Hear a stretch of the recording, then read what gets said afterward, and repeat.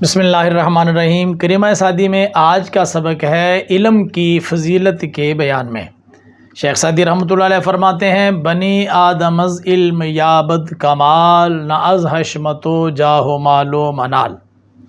الفاظ کے معنی دیکھیے۔ بنی آدم، آدم علیہ السلام کی اولاد، از علم، علم سے، از کا معنی سے اور ساتھ علم لگ گیا تو علم سے، یابد پاتا ہے، یافتن پانا، یابد مضارع، یابد پاتا ہے یا پائے گا، کمال کمال، نہ کہ، از سے، حشمت کا معنی روب، واو اور جاہ مرتبہ، اور آگے مال و منال مال و دولت۔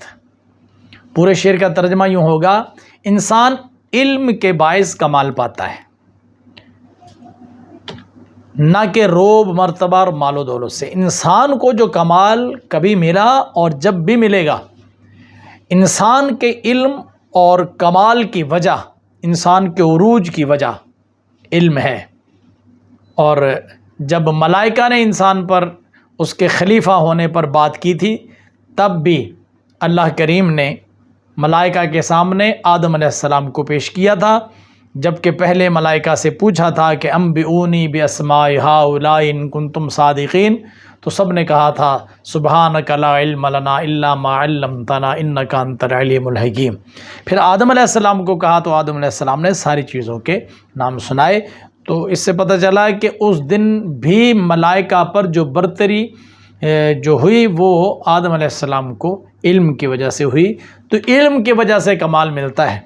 آدمی کی خوبصورتی، کسی آدمی کی دولت، کسی کی حکومت، یہ انسان کی وجہ کمال نہیں ہے، وجہ کمال علم ہے۔ اس لیے علم حاصل کرنا چاہیے، اور نبی پاک صلی اللہ علیہ وسلم نے بھی علم حاصل کرنے کی ترغیب دلائی۔ چو شمع از پے علم باید گداخت کہ بے علم نتواں خدا را شناخت۔ چوں مثل کی طرح، کوئی بھی لفظ، کوئی بھی ترجمہ اس کا کر سکتے ہیں۔ شمع موم بتی کو کہتے ہیں کہ موم بتی کو جب آپ جلاتے ہیں تو موم بتی خود جلتی ہے اور دوسروں کو روشنی مہیا کرتی ہے۔ از پے، از کا لفظ الگ ہوتا ہے، پے الگ ہوتا ہے۔ جب ملتا ہے تو اس کا معنی بنتا ہے خاطر، کسی کی خاطر یہ کام کرنا، فلاں کی خاطر یہ کام کرنا۔ از پے علم کا معنی علم، باید کا معنی چاہیے، اور گداخت پگھلنا، گداختن پگھلنا، گدازد مضارع، اور کے معنی کیونکہ بے علم جاہل، نتواں نہیں سکتا خدا اللہ تعالیٰ را کو شناخت پہچاننا، شناختن پہچاننا، شناسد مضارع۔ پورے شعر کا ترجمہ یہ ہوگا، علم کی خاطر موم بتی کی طرح پگھلنا چاہیے، کیونکہ جاہل شخص اللہ تعالیٰ کو نہیں پہچان سکتا۔ اصل بات جو ہے نا، وہ انسان کی زندگی کا مقصد یہ ہے کہ وہ اپنے رب کی پہچان پیدا کرے، اور اللہ تعالیٰ کی پہچان علم کے بغیر ہو نہیں سکتی۔ تو جب اللہ کی پہچان کا واحد ذریعہ علم ہے تو علم حاصل کرنا چاہیے۔ اب علم حاصل کرنے کے لیے انسان کو کس حد تک گزر جانا چاہیے؟ فرمایا چوں شمع، شمع کی مانند علم کی خاطر پگھلنا چاہیے۔ جیسے شمع آپ کو روشنی دیتی ہے اور کیا ہے، خود کو پگھلاتی ہے، آخر روشنی دیتے دیتے دیتے دیتے وہ ختم ہو جاتی ہے۔ اس طرح علم کی خاطر اپنے آپ کو پگھلا ڈالو، اپنی پرواہ کیے بغیر علم حاصل کرو، پھر وہ جو علم آئے گا وہ علم منتفع بہا ہوگا، اس کا آپ کو فائدہ بھی ہوگا، دنیا میں بھی ہوگا اور آخرت میں بھی ہوگا۔ ہمارے قبلہ استاد محترم علامہ عبدالحکیم شرف قادری صاحب رحمۃ اللہ تعالیٰ علیہ فرمایا کرتے تھے، مجھے آپ کے پاس بخاری شریف پڑھنے کا، اور بھی بہت ساری کتابیں میں نے پڑھی ہیں لیکن بالخصوص بخاری شریف پڑھنے کا ان کے پاس مجھے شرف حاصل ہے۔ آپ فرمایا کرتے تھے کہ لوگ علم حاصل کرنے کے لیے علم کو اہمیت نہیں دیتے۔ آپ فرمایا کرتے تھے کہ علم کو اپنا سب کچھ دے دو تو بدلے میں علم تمہیں اپنا کچھ دیتا ہے، سب کچھ لے کر کچھ دیتا ہے۔ اور اگر آپ علم کو کچھ دو گے تو علم تمہیں کچھ بھی نہیں دے گا۔ تو اس لیے علم کی خاطر سب کچھ دینے کے لیے جو تیار ہوتا ہے اور جو دیتا ہے، اس کو پھر علم بہت نوازتا ہے، اور کوشش کرنی چاہیے ہم دورہ حدیث پڑھتے تھے تو ہمارے ساتھ ایک طالب علم تھے، وہ شروع والی کلاسوں سے ہی ہمارے ساتھ تھے. ہم نے الحمدللہ جو صرف پڑھی ہے ابتدائی، اور ابتدائی کلاسیں ہیں وہ علامہ خادم حسین رضوی دامت برکات منالیہ برحمۃ اللہ علیہ کے پاس پڑھی ہیں. تو ان دنوں سندھ کے ایک بڑے پیارے اچھے طالب علم تھے، ہمارے ساتھ پڑھتے تھے.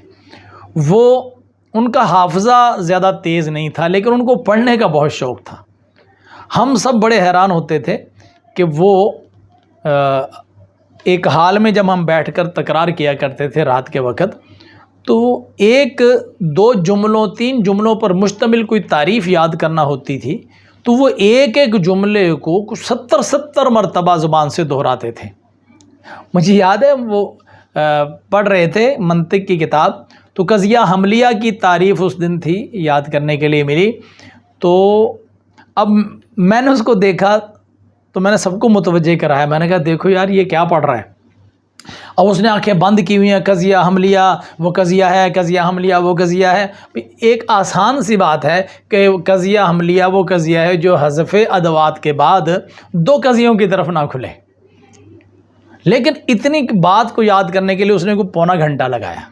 آپ اندازہ کر سکتے ہیں اس بندے کی ذہانت کس قدر تھی، کتنا وہ غبی تھا. لیکن اس کو شوق تھا پڑھنے کا، وہ آدھی رات تک، بلکہ بعض اوقات پوری رات تک پڑھا کرتا تھا. اور پھر ہم نے دیکھا کہ جب وہ دورہ حدیث سے فارغ ہوئے تو اپنے علاقے کے بہت بڑے مایا ناز قابل ترین مدرس بنے، اور اللہ تعالیٰ نے انہیں شرح صدر عطا فرما دیا. وہ سبق پھر یاد کرتے تھے اور وہ شرح صدر کے ساتھ وہ بیان بھی کیا کرتے تھے. تو جو شماز پہ علم باید گداخت کہ بے علم نتواں خدا را شناخت. بے علم خدا کو نہیں پہچان سکتا. امروز نہ دیدی تو گروے صنم را فردا بقیامت رخ جانا چے شناسی. تو اس زمانے میں رہتے ہوئے علم حاصل کرنا چاہیے اس نیت سے کہ مجھے خدا کی پہچان حاصل ہو جائے. خرد مند باشد طلبگار علم کہ گرمست پیوستہ بازار علم. خرد مند کہتے ہیں عقل مند کو، باشد کا معنی ہے ہوتا ہے، طلبگار طلب کرنے والا، علم معنی علم، گرم بارونق است ہے، پیوستہ ہمیشہ، بازار علم علم کا بازار. ترجمہ یہ ہے عقل مند علم کا طلبگار ہوتا ہے. یعنی کوئی آدمی جو ہے وہ اچھا مکان ڈھونڈتا ہے، کوئی اچھی صحت ڈھونڈتا ہے، کسی کو اچھی سواری کی طلب ہوتی ہے. جو عقل مند ہے نا اس کو علم چاہیے ہوتا ہے، وہ علم کا طلبگار ہوتا ہے. کیوں؟ وجہ کیا ہے کہ علم کا بازار ہمیشہ بارونق رہتا ہے. تو یہاں علم کا بازار ہمیشہ بارونق رہتا ہے، پیوستہ ہمیشہ، گرم است گرم. علم کا بازار ہمیشہ گرم ہے. گرم کا مطلب ہم نے بارونق کیا، کیوں؟ وجہ یہ ہے کہ جب بازار کے اندر بھیڑ اور رش زیادہ ہوتا ہے، لوگ زیادہ ہوتے ہیں تو وہاں گرمائش پیدا ہوتی ہے. تو بازار کی گرمائش کا مطلب یہ ہے کہ وہاں رش لگا ہوا ہے اور رونق بہت زیادہ ہے. اور جب لوگ بازار میں کم ہوتے ہیں تو دکاندار بھی کہہ رہے تھے جی آج تو بازار بالکل ٹھنڈا ہے، آج مارکیٹ ٹھنڈی ہے جی. تو گرم ہونے کا مطلب بارونق اس لیے ہم نے کیا. کسیرا کے شد در ازل بختیار طلب کردنے علم کرد اختیار. کسیرا کے، یہ لفظ کئی مرتبہ گزر چکا ہے، جس کسی کا شد ہوا در ازل، ازل میں، ازل کہتے ہیں ابتدا میں، جس سے پیچھے کچھ بھی نہیں تھا، جس سے پہلے عدم نہ تھا، ازل ابتدا. بخت یار، بخت مانا بخت، یار مانا مددگار. طلب کردن طلب کرنا، علم مانا علم، کرد کیا اختیار پسند. پورے شعر کا ترجمہ ہے جس کسی کا ازل سے نصیب مددگار ہے اس نے طلب کردن علم کرد اختیار، اس نے علم حاصل کرنا اختیار کیا. یعنی نصیب جس کی مدد کرتا ہے اس کی نشانی کیا ہے، آپ کو زمانے میں کیسے نظر آئے گا؟ وہ بندہ علم حاصل کرے گا. جو بندہ علم کا طلبگار ہے، علم کے پیچھے پڑا ہے، دن رات کتابیں پڑھتا ہے اور اس کی توجہ علم کی طرف ہے، سمجھ لیں کہ نصیب اس کا مددگار ہے. طلب کردن علم شد برتو فرض دیگر واجب است از پیش قطع عرض. طلب کردن، طلب مانا طلب، کردن مانا کرنا، علم مانا علم. شد ہوا، بر تو تجھ پر، فرض فرض.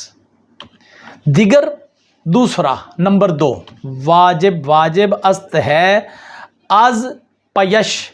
یہ جو از پیش ہے نا، یہ اصل میں الفاظ ہیں از پیش میں یہ والے. از الگ ہے، پے الگ ہے، اش الگ ہے.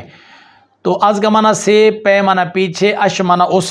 اب اس کو ملا کر از پیش پڑھا گیا. تو جب از پیش، پیش نہیں اس کو پڑھنا، پیش یہ کے اوپر زبر پڑھنی ہے. تو اس کا ترجمہ بنے گا اس کی خاطر. قطع معنی کاٹنا اور ارض معنی زمین. قطع ارض کا معنی ہوتا ہے سفر کرنا.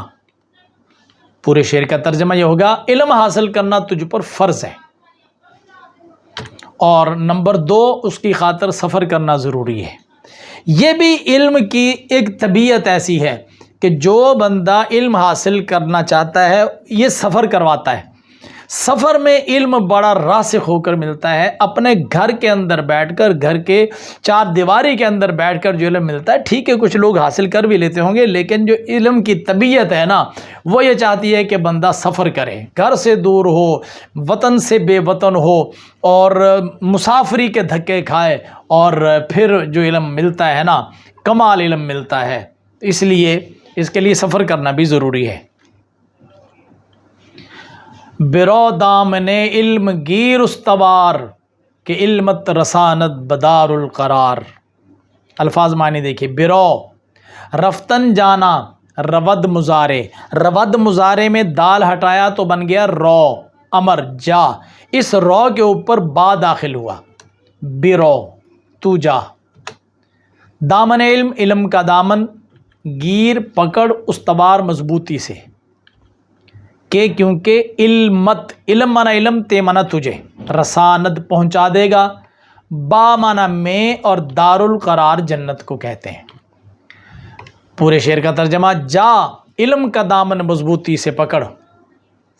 علم سے کبھی دور نہ ہونا اور علم کے دامن کو مضبوطی سے تھام لے. وجہ کیا ہے؟ کیونکہ علم تجھے جنت میں پہنچائے گا، دار القرار میں پہنچا دے گا، یہ تجھے راستے میں نہیں چھوڑے گا.